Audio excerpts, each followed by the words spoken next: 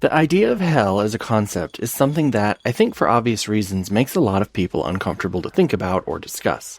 The idea that there exists a place of pain and torture that a person might end up being sent to in response to all the bad they've ever knowingly or unknowingly done while on Earth is not an appealing idea.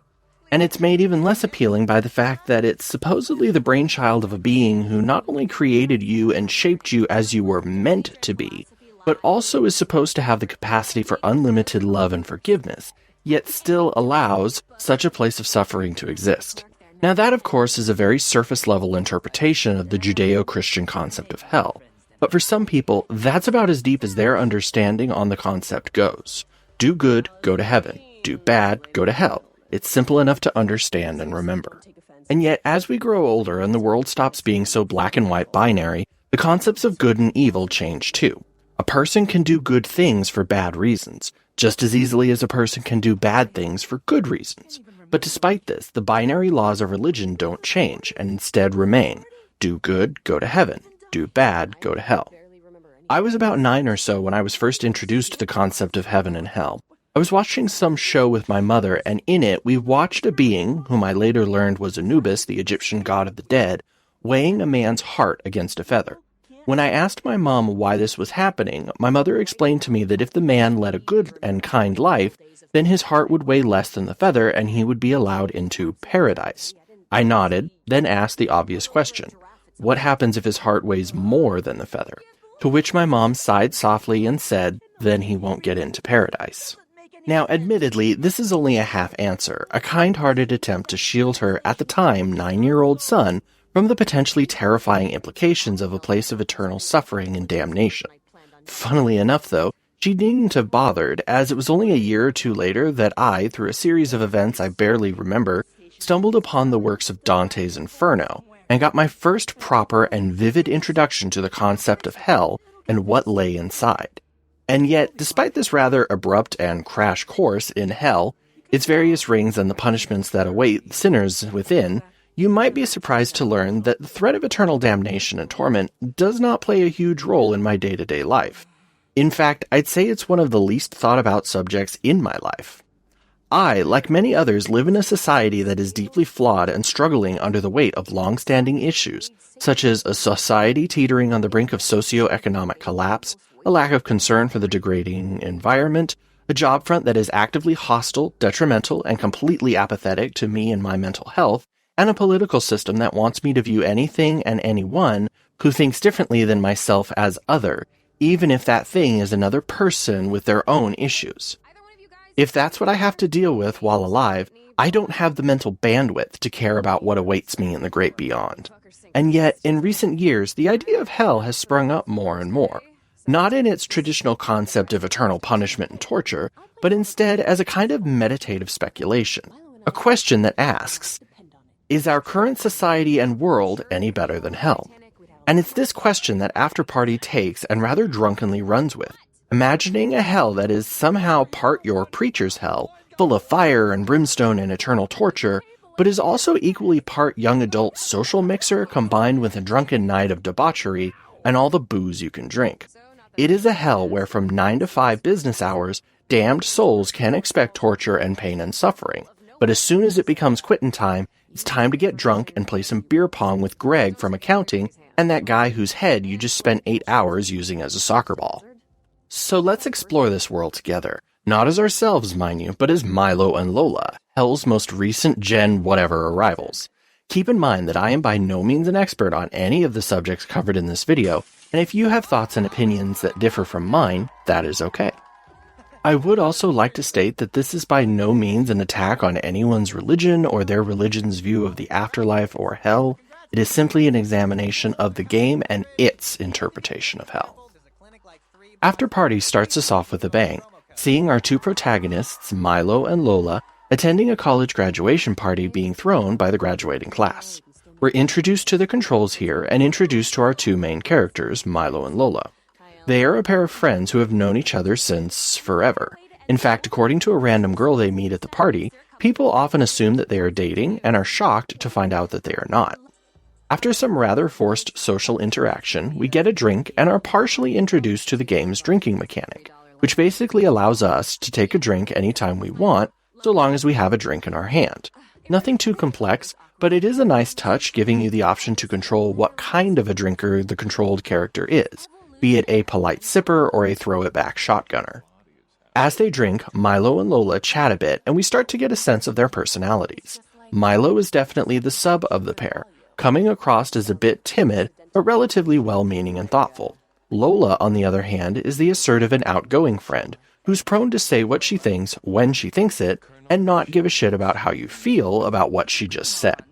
The two of them start to argue and ultimately decide to leave the party, only for some new people to rush in and inform them that both their parents were in a tragic train accident and are critically injured and asking to see them. When we question this, the people start to act very strangely, and a moment later the facade falls apart, revealing that we are not in some college frat house, but instead a bar, and are surrounded by demons. As it turns out, we died, somehow, with the head demon yelling at his employees to stop messing with the new arrivals and clean up the mess they've made, while directing us, the new arrivals, to head to processing. Rightly so, both Milo and Lola are completely confused and struggling to understand what is happening. Not that I can blame them, as I too would like a bit of an explanation. Figuring that there has been some kind of a mistake, we make our way towards the processing area and are greeted by a sarcastic and bureaucratic demon who directs us to wait at table 2. When we try to question it, he snappily asks us to hold all dumb and stupid questions till later so he doesn't have to answer them. After a few minutes of waiting, a squat little demon appears, greets us, and has us dropped through a set of trapdoors into a room with a large screen. And it's here that we're given a tiny bit of control over the characters of Milo and Lola, as we're asked to answer a series of questions. Milo, do you think anyone has ever cheated on you? Lola, what would you rather be, a businesswoman or a family woman? After answering, we're again dropped through another set of trapdoors and asked more questions, until finally the mirror behind us breaks and we meet our own personal demon, Sister Marry Wormhorn. As it turns out, all sinners have some kind of personal demon, whose job it is to follow them around and really twist the knife anytime things might be going a little too good for that sinner. For now, she doesn't have a lot to work with, but she says she's eager to get to work and will enjoy seeing what we do with our eternity of time here in hell. With processing complete, we're returned to the surface and gathered up with a group of several other humans who are being assigned their eternal torments. And I gotta be honest, they're just as brutal as you'd expect. One guy is sentenced to have all the bones in his body broken with a ball-peen hammer. One girl is cursed to have her breasts bitten off by a snapping turtle, only for them to grow bigger than before each time. And our punishment? But it's at that moment that the clock chimes 5 o'clock, saving us. Apparently quitting time is so sacred around here that no one works overtime. The demon tells us to report back here tomorrow, but that for now, we're free to wander hell, take in the sights, and get acquainted with our new reality. As the demon walks off, Milo and Lola again have a bit of a freak out, but are called over by Sam, a nearby cabbie who tells them her original fare skipped out on her, and now she's got a free ride. With nothing left to lose, Milo and Lola take Sam up on the offer and get into her cab, which is more like a motorboat that speeds over the lava that makes up Hell's oceans. As they travel, Sam explains some things to our pair of protagonists. Officially, every religion gets a little bit right and a whole lot wrong. Being vegan does not get you bonus points down here. Saving the whales is a nice goal, but is ultimately doomed. And that despite what we might think, demons don't actually enjoy the torturing they have to do. Well, some do, but most just view it as 9-to-5 drudgery, akin to office work, which demons also have and hate to do. So when the clock rings and it's time to go home for the day, the humans and demons that have been tortured are let out and are free to roam the islands of Hell, get drunk, and party. Oh yeah, and Hell isn't one big landmass, but actually a series of islands. Since we're new in town, Sam offers to let us tag along on a quick errand she has to run. We agree since we have zero plans of our own at the moment, and Sam whisks us off to First and Izzard. One thing that immediately hooked me into Afterparty is the writing. It's snarky and sarcastic with a chaser of cynicism and cutting wit. It definitely leans into the millennial and Gen Z style humor, but does so with the kind of sharp, dry cynicism that we all sort of have about our modern world, but keep bottled up. Of our two protagonists, I think Lola is probably the funnier of the two. Her awareness of the world around her and its flaws are sharpened to a razor's point, so much so that I found myself truly wondering what she would say at any given moment and situation. On the other hand, Milo is more optimistic in the world, but also comes off as slightly apologetic for his optimism.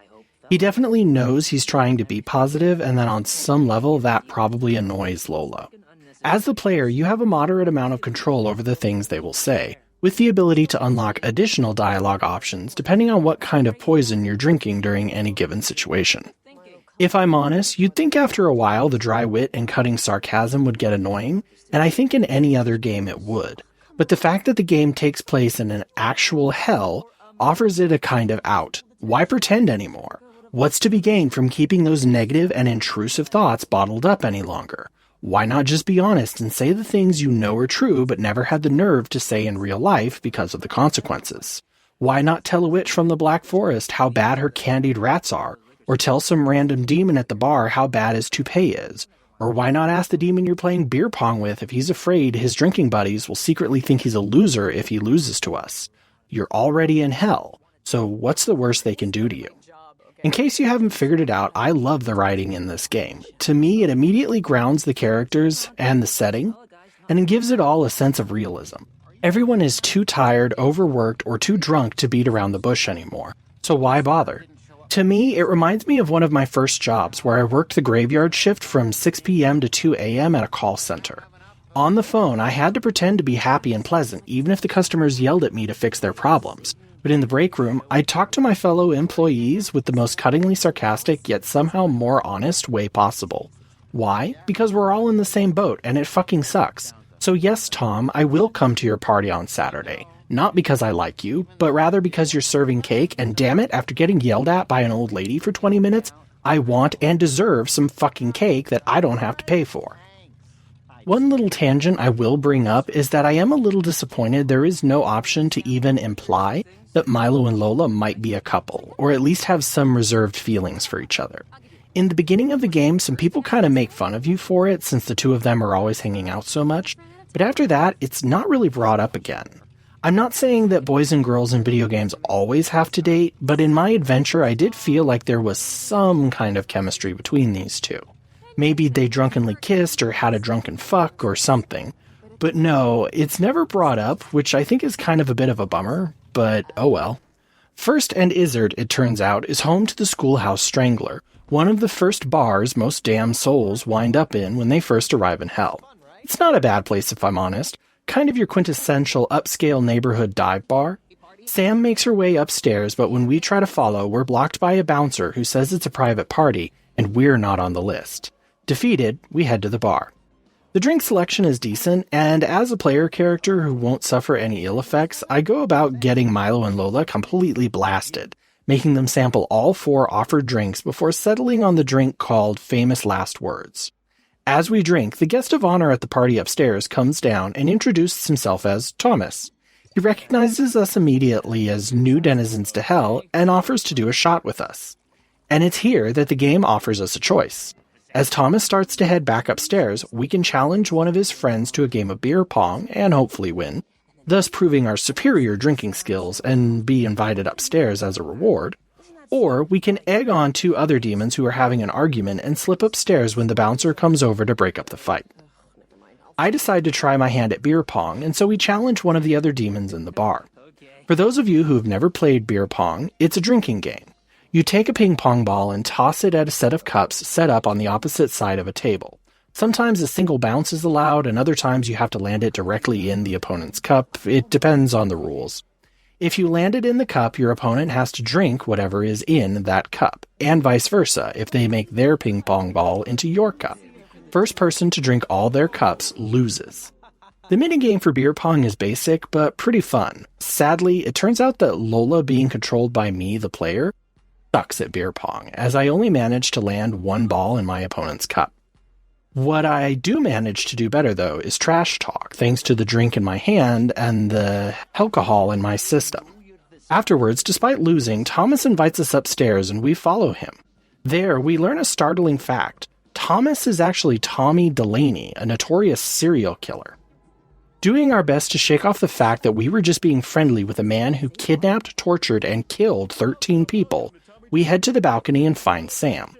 She explains that hell has been in a bit of a slump lately. Souls are unhappy with their tortures, demons are unhappy doing the torture. It's a whole thing. But that Satan doesn't seem to care much anymore. Despite all this, Satan is nothing if not a traditionalist, meaning there is one way we might be able to get out of hell. We gotta outdrink and outparty the devil himself. Small tangent here, but on the way back out, I went back to the beer pong table to see if I could challenge the dude to a rematch, and sadly, it looks like you can't replay the mini-games, which is a huge bummer. I would have liked to have gotten in some more practice, but oh well. We all head back to Sam's cab and head for 666 Welkins Way. Or at least we would if Sister Marry Wormhorn didn't decide to pop up and let us know she's about to clock in for the night and thus begin our personal inner torment. She's actually pretty excited about it, and despite the situation, I can't help but wish her good luck. Just trying to be nice, you know?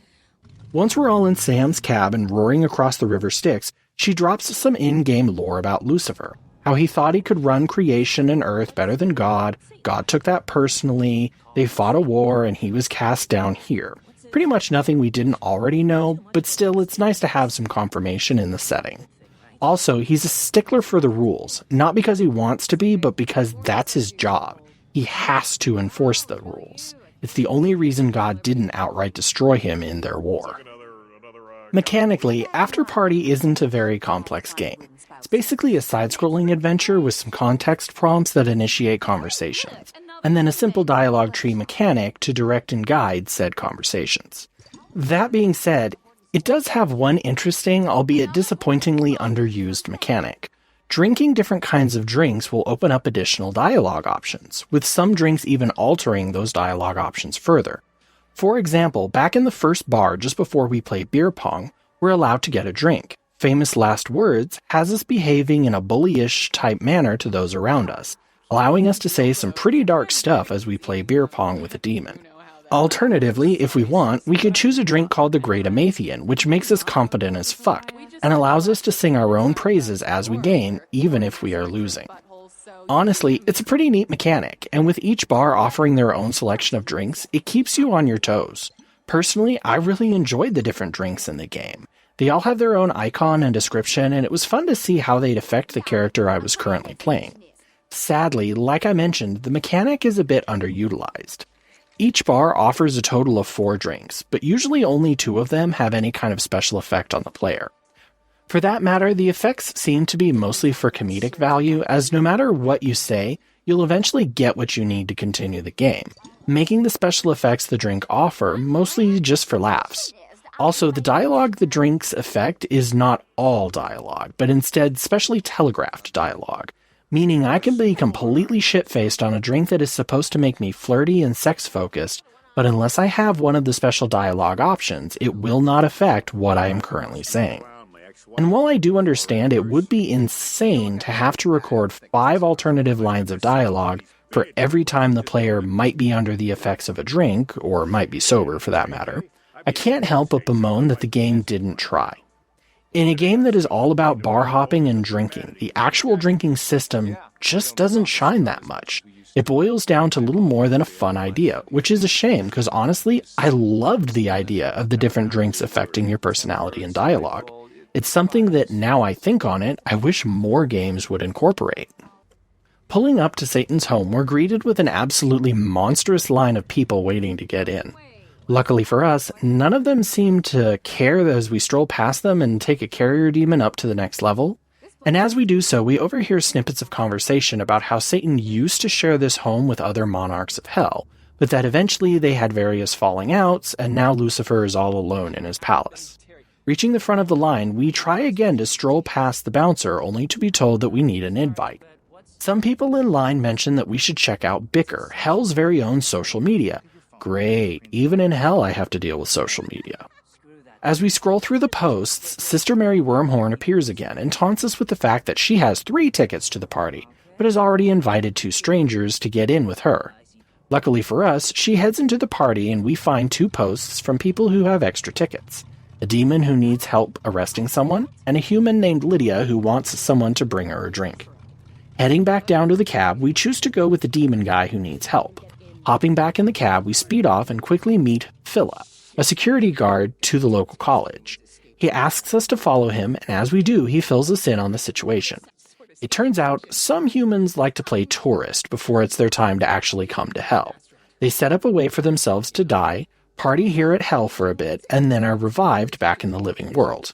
If it happens accidentally, then hell will look the other way, but in this case, someone is deliberately visiting and then escaping hell, and Phila needs our help tracking this person down. He leads us to a nearby sports bar, Feisties, and then gives us our cover stories. We're fanatics from the plane of burning sands, and he's our baby that we sewed together out of skin from various human sacrifices.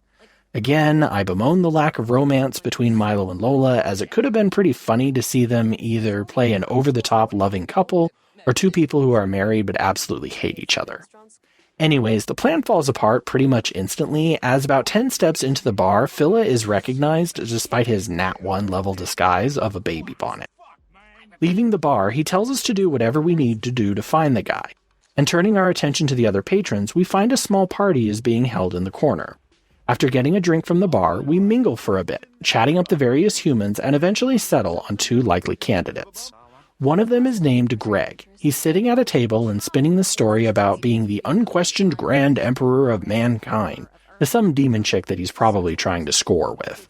The other person is named Eliza. Apparently she used to work at a sawmill, and when we ask if she's seen anyone who looks out of place, she laughs nervously and makes an excuse to leave.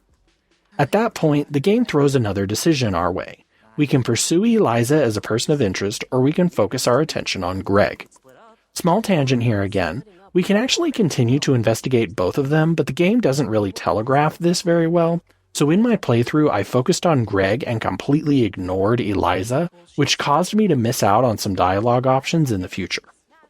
Anywho, questioning Greg sees us eventually challenging him to a drinking contest called Stacking the Tower, which sees us each doing a shot and then stacking the empty glasses until they reach a certain height. First to do it wins. And again, I am not very good at this game.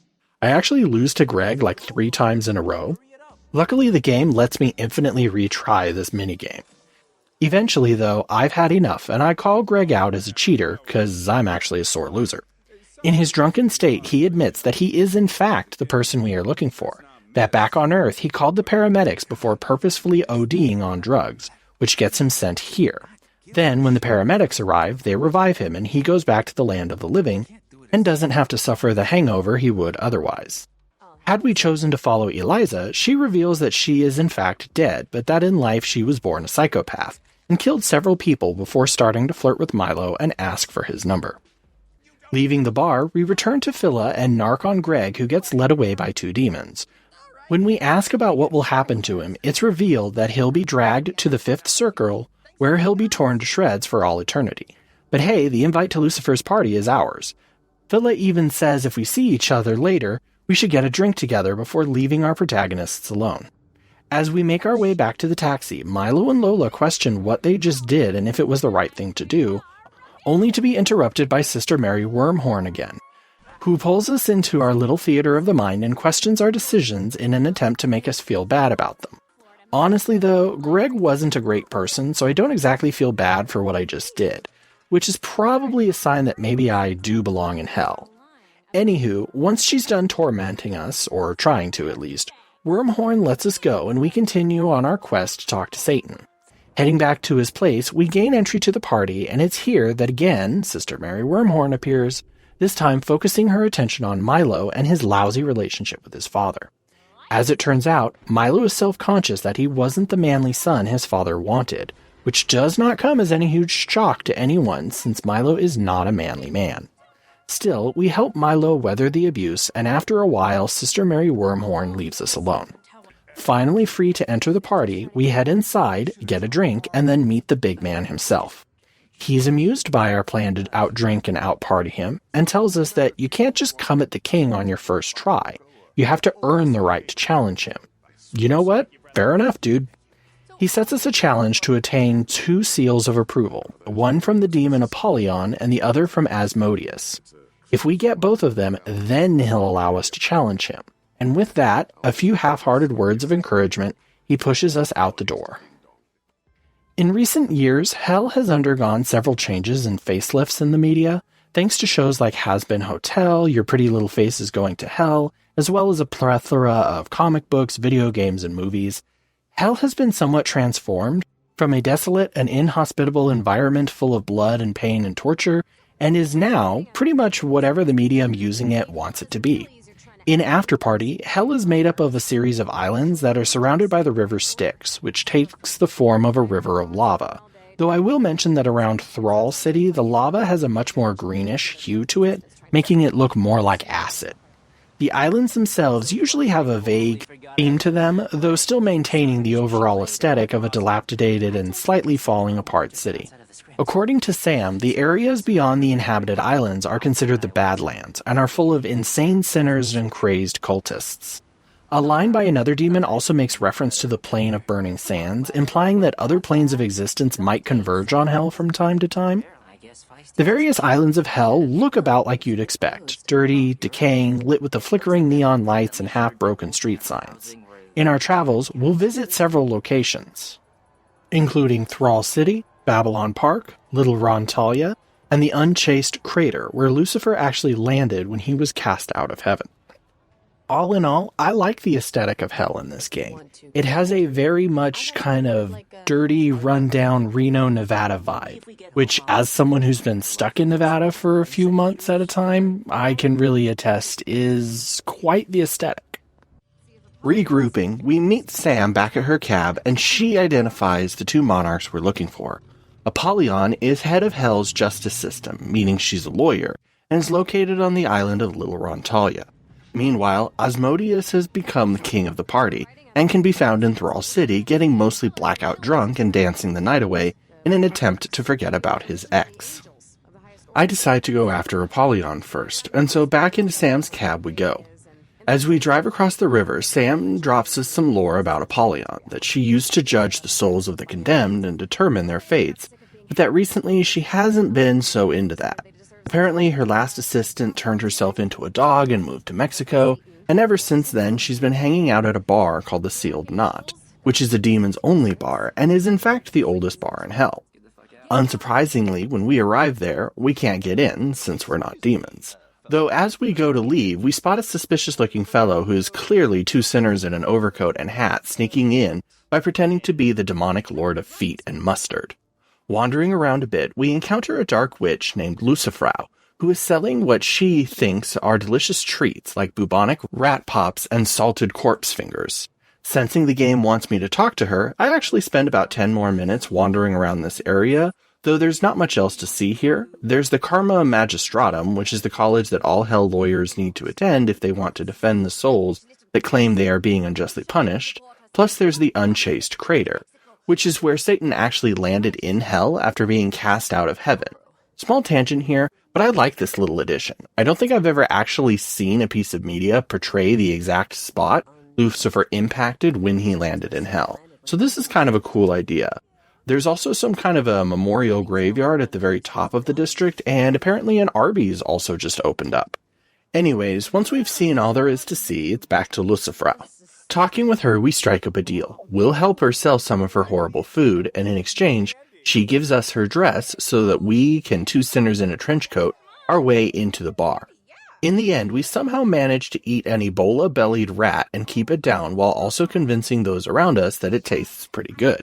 Keeping her end of the bargain, Lucifrau gives us her jacket, and after a bit of cartoon shenanigans, we gain entry to the bar. Grabbing a drink, we make our way to Apollyon, who is sitting and having drinks with several other lawyer demons. And thanks to the drink in my hand, I make several bad jokes that immediately disarm the group and allow me to join them, only for Sister Marry Wormhorn to show up and try to ruin my plan by asking me what my name is.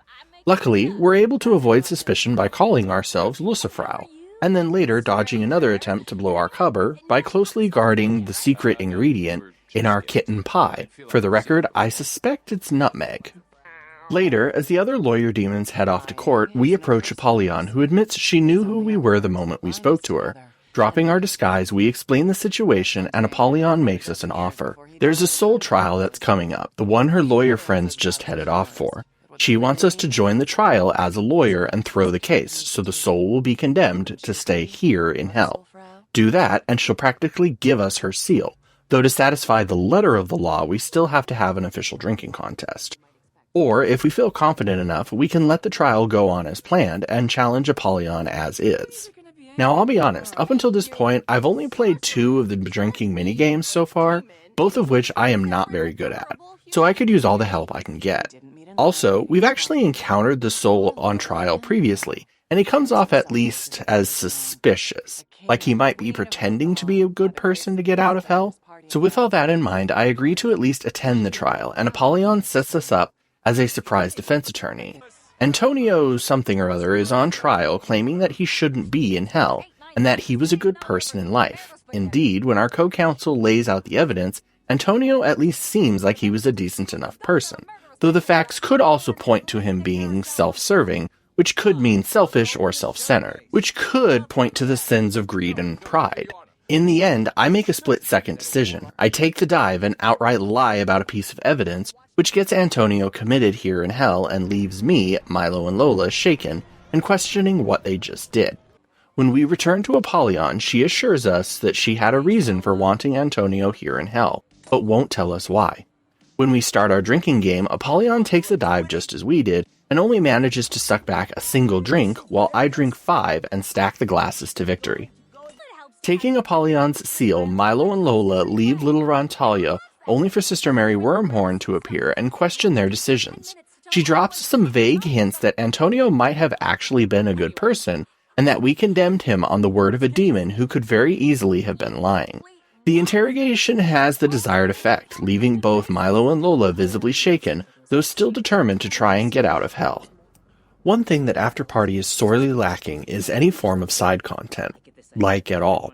Honestly, there isn't much to experience in hell outside of the main story. While wandering around hell, you'll occasionally be given a prompt to look at things, after which one of the main characters will recite some information that is presumably on a plaque nearby for visitors.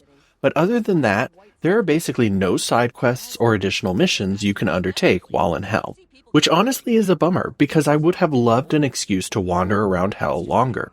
Honestly, I don't think it would have been that hard to include in this game.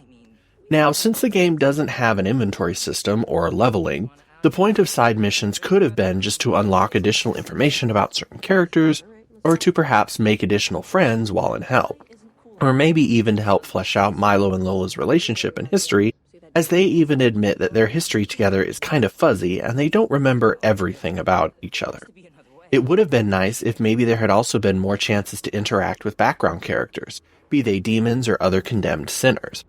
Heck, even just allowing us to go back and replay the drinking minigames to practice our beer pong or shot stacking or dancing would have been nice. Honestly, the lack of secondary content is a pretty big disappointment to me. I really liked this game's setting and the world they'd created, so having more excuses to wander around in it or interact with it would have been a welcome addition. Now, I will admit that I think there is a reason that there isn't a lot of side content, and I think it's mostly because of the size of the studio, as it is harder to make side content when you have a small development team. It's just one of those things that is a real disappointment, as it would have been a fun excuse to dawdle in hell for a little bit longer. With one seal of approval under our belt, Milo and Lola head off to Thrall City, a major hub of drinking, partying, and home to Asmodeus. As we drive there, Sam mentions that Asmodeus recently went through a pretty nasty breakup, and she recommends not bringing that up when we meet him. As we wander around the city, a pair of demons literally falls on top of us, and after picking themselves up, apologizes before heading into a nearby bar to drink. Continuing through the city, we find Asmodeus in his favorite club. Grabbing a drink, we speak to him, and he explains that he already knows about the challenge. Word travels fast in hell. While talking to us, Asmodeus fixes himself a drink, but then unexpectedly offers that drink to us. I give it to Milo. And after drinking the concoction, Milo finds himself so drunk that he literally vomits out his consciousness, leaving him with basically no filter to the things he says or does. From here, Asmodeus gives us a choice. The club hosts a nightly dance competition that Asmodeus never loses. So if we want his seal, we can beat him at the dance contest. Though we do find out that we first have to convince our consciousness to return to our body before we can compete in the dance competition. Alternatively, our duo theorizes that if they can get Asmodeus back with his ex, he might just give up the seal, kind of like Apollyon did. Also, as it turns out, his ex is the demon who crash-landed onto us earlier. Lacking his conscience, Milo takes a bit of a personality change and becomes much more straightforward and blunt with his feelings. He feels like he can take on the world and is much less sick for the things he does and says. In some ways, it's a nice personality change, but in other ways, it definitely makes him unreasonable and a bit insufferable. In the end, I decide that we should go speak with Asmodeus' ex, Beth, at a different bar. When we do, it's clear that there's still some lingering chemistry between Beth and Asmodeus, and with a bit of convincing, we talk Beth into going to Club House to at least sate her curiosity over how Asmodeus is doing since the breakup. She herself has become a workaholic in that time. Turning our attention to Milo's lack of consciousness, we liquor him up with a few drinks before figuring out that if we jump off the second floor of the club, we can tackle the bouncer and then talk to Milo's consciousness, which has somehow managed to make its way into the VIP section with Sister Marry Wormhorn. Once Milo is back with his normal self-doubting and nervous self, we enter him in the dance contest. Just before the contest starts, Asmodeus realizes Beth is in the crowd and predictably asks us to take a dive. If we do, he'll give us his seal, and he'll look cool in front of Beth. Win-win for everybody, and much less traumatizing than the last deal we made. Unlike the other mini-games, I do think I actually could have won this one, since it's basically a game of remember the button combo, but I decided to throw the contest and get Asmodeus and Beth back together. I figure it would be better for the guy to owe me one than to show him up in front of his ex-girl. Grabbing Asmodeus' seal, we book it back to the taxi only to get ambushed again by Sister Marry Wormhorn, who again summarizes and chastises our decisions, though she has a lot less to work with here, and when we call her out on that, she becomes annoyed that we aren't appreciating the effort she's putting into these self-torment sections. Brushing her off, we grab a taxi and head back to Satan's palace. As we walk through the front door of Satan's palace, Milo and Lola suddenly find themselves separated and appear in two versions of the same party. Though they are still able to hear one another, they cannot physically see each other. And as they try to figure out what's going on, partygoers start to reveal details about the other person, such as the fact that Lola once called Milo an acorn to some people, who ended up using the term to bully him for months by stuffing acorns in his mailbox and locker, and calling him an acorn to his face, which apparently was very traumatizing to him. Small tangent here, but really? Being called an acorn was traumatizing? I got called much worse in school in my day. At the same time, the partygoers reveal that Milo had hidden an acceptance letter that Lola had got to attend some veterinarian seminar, something she had really wanted to do, because that weekend Milo had just broken up with someone and he really didn't want to be alone.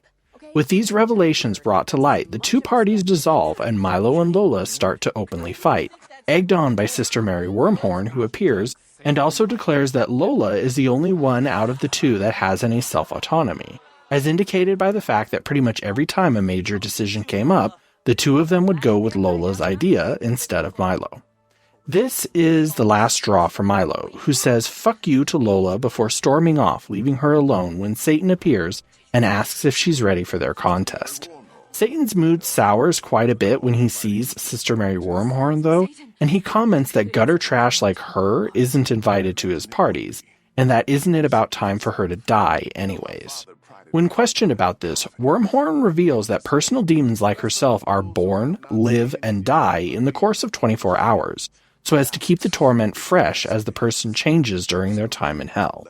And in her case, she has about an hour or so left to live, though Satan makes it clear that she's not welcome at his party and to get the fuck out. Satan then leads us to his home and explains that if we want to compete against him, we'll need a team of people, at least 4. When we explain we didn't know that, he shrugs and tells us that if we hurry, we can put together a team before he crashes for the night, though something in his voice tells us he'll wait however long it takes us. Leaving Satan's palace, we get a text from Sam telling us Milo is in the schoolyard Strangler bar, the first bar we visited in hell.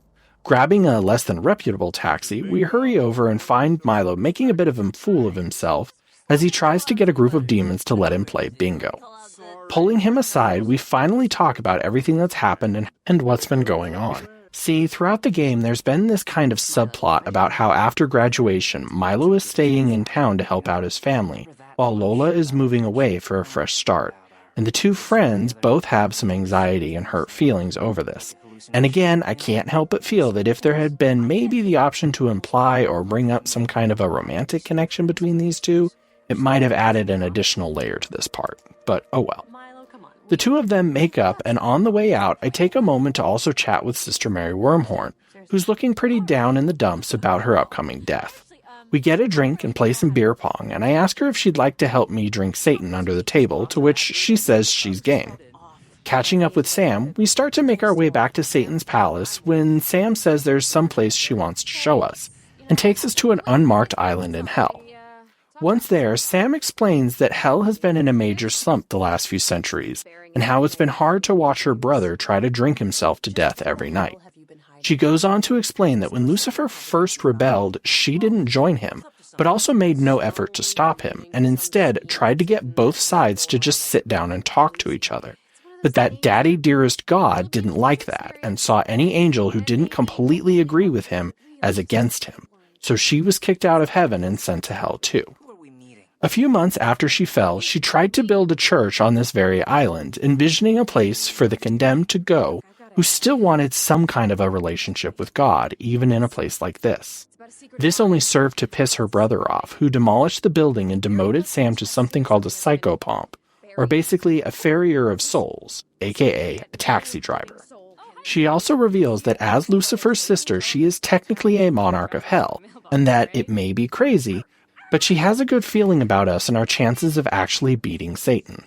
So she grants us her seal of approval, bringing our total to 3, which is one more than we actually needed. Sam also offers to join our drinking party, which we accept, and she also drops that she's been off the clock for hours now and has been driving us around just because she kinda likes us. And with that, off we go to outdrink Satan and get ourselves back to the land of the living. At its core, Afterparty is a very simple game. And because of this, improving the game would be tricky, as almost any change I propose will fundamentally change how the game works. That being said, after playing and beating this game, I do have a few ideas for ways to improve it. Firstly, lean further into the drinks and their special effects and their consequences. Something I was really excited for while playing this game was finding all of the specialty drinks that have special effects on the player. Drinks that make Milo and Lola horny, overly confident, talk like a pirate, or ready to fight at a moment's notice. This was a really neat idea that sadly the game didn't seem to do much with. While every bar has at least 2 of these special drinks, the lack of extra sinners and demons to talk to really kinda diminishes how many chances the player has to see these drinks' effects in action. For that matter, despite their bartender always making 2 drinks for them, only the current player-controlled character seems to suffer the effects of the drink. If I were to tweak this system, I would add 2 things. Firstly, I'd increase the number of characters the player can talk to.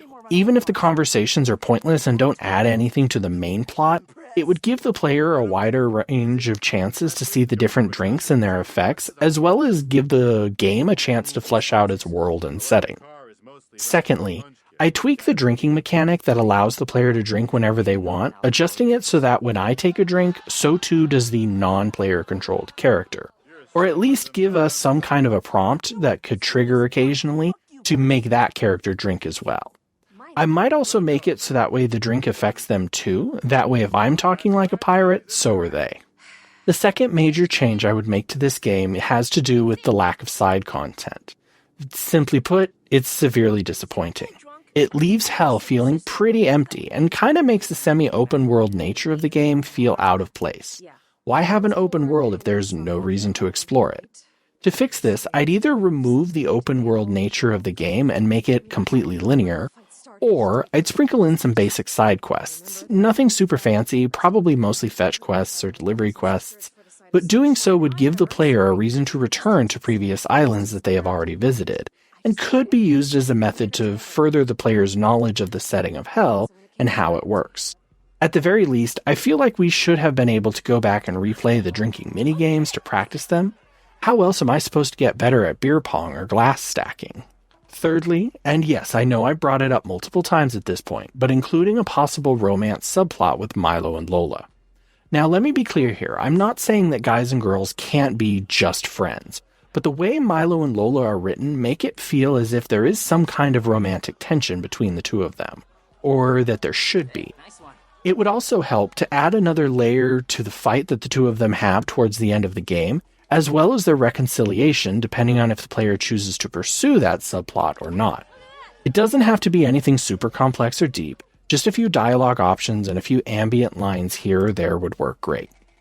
All in all, Afterparty is a pretty well-rounded game. It definitely knows what it wants to be and knows the story it wants to tell. So much so that a major change to the game would change the kind of game that it is. But there is room for improvement, at least from my perspective. The setting of the game is interesting, but there's little reason to explore it. And while the writing is good, very good in fact, I can't help but wonder how many writers were involved in it, as it all comes off feeling kinda one-dimensional. In the end, I think it boils down to this. Afterparty was made by a very small team of passionate individuals, and while passion can get you pretty far, technical know-how and experience are in some cases just as important. And that's something that, at the time, Night School Studios seemed to have lacked. Arriving at Satan's house for what we hope is the last time, we find the party has pretty much burned itself out. There's a few stragglers and drunks still hanging around, but pretty much everyone has passed out or left. Confronting Lucifer, we call in our support, in my case Sister Marry Wormhorn and Sam, and Satan calls in his support, some demons whose names I can't remember, and some dude named Chad from Canada. As we get ready to start, however, several other demons, led by Apollyon, storm in and demand to speak with Satan. For a moment, it looks like we're about to witness a political coup in hell. But in a twist, it's not a coup, it's an intervention. The other monarchs are tired of seeing Satan drink himself to death every night and want to help him. They beg him to stop this, but he ignores them and begins the first of two drinking games, beer pong. Once again, I absolutely suck at this minigame, and I miss every single shot. Sister Marry Wormhorn, however, is an ace in the hole, and lands 2 of her shots with ease. And Sam kind of pussies out and says she's not comfortable competing against her brother. Which, if I'm honest, I suppose I should have seen that coming, and the game does give me the option to force her to play, but I was trying to, at this point, not be a jerk, so I let her basically skip her turn twice in a row, to my detriment. Unsurprisingly, we lose this drinking game, but Satan says we can still win. Again, the other demons try to talk to Lucifer, but he's not having any of it, and teleports Milo, Lola, and himself to the Void, which is apparently a place outside of creation. There, he demands that we drink and stack the shot glasses, and it's here that the game gives us the choice to say no. To anyone familiar with alcoholics and how they work, I think it's pretty clear to see that Lucifer has a major problem. He hides it by saying he's doing it for our benefit, that we've come so far and we're so close to winning this game and going home, that we're going to do something he never could and get out from under the thumb of destiny. But it's also clear that he's not having fun anymore at this point. He's desperate and alone, threatening us to drink or else, all so that he'll have an excuse to keep doing what he's doing. So we do the unthinkable. We refuse his challenge. As we have some back and forth dialogue with Satan, I can't help but wonder if he's saying words that he came up with himself, or if perhaps, just maybe, they're words someone else told him many years ago. In the end, we stand firm. We're not going to drink with Satan when he's like this. Disappointingly, Satan teleports us all back to hell and admits he knows what he's doing isn't healthy. He and Apollyon speak, and he agrees to spend the night in the old church Sam built, which has been converted to a rehab center for alcoholics. Fade to black. When we fade in again, we see Lola sitting at a bar, clearly still in hell, chatting with a demon she seems to be friends with. When Milo arrives, she greets him warmly, and the pair of them get a drink. Milo casually mentions that Lucifer has fallen off the wagon again, but that he does seem to be making an effort to try and make things better here in hell. Hell is running smoother than it has in centuries, and everyone involved seems to be happier. Well, as happy as they can be, being in hell and all. More demons teleport in, and one of them asks if Milo has told Lola the good news yet. Her application has been accepted. She's going to be the first sinner who's ever been a lawyer for the condemned in hell. As Lola and Milo celebrate, Sam appears, crashing her taxi into the wall of the bar, and comments that she may have found a new loophole that Milo and Lola can use to escape hell, and asks if we want in on this adventure. Their response? Hell yeah, hell fucking sucks. The end. Afterparty is a game that I've wanted to play for a long time, over a year in fact. I remember finding it listed in the Game Pass list of games on my Xbox and thinking it sounded pretty cool. Then a few days later, when I actually went to go play it, I found that it had been removed from Game Pass. At the time, I was basically broke and didn't want to pay the price they were asking for to play this game. But I kept it on my wish list and even added it to my PlayStation's wish list as well. And I'm glad I did. Now, after playing the game, I must admit that while I did have fun with it, when I sit back and look at it objectively, I can see that there are issues with it. The game, while fun to play, is very short. In fact, I was able to beat this game on a casual playthrough in about 5 hours and 45 minutes. My exact playtime, for those of you that care, was 5 hours, 46 minutes, and 7 seconds, which is a bit of a turnoff when the game is normally priced at about $20. For the record, I got very lucky and managed to grab it on a major sale, so I only ended up paying about $3 for it. I find the game's version of hell very interesting, a kind of satirical modern blend of your traditional fire and brimstone damnation kind of hell, mixed with the more modern millennial endless drudge and tedium style of the new age, with a dash of getting drunk on the side. But all we really ever get to see is a surface glimpse of it. We're never shown people being tortured by demons, we never gain any insight as to how the torments are assigned, or what exactly gets you sent to hell in the first place. Combined with the lack of ambient filler NPC dialogue, the game leaves hell feeling like some place we just stumbled into and are now trying to leave. Which I suppose we are, but that's kind of beside the point.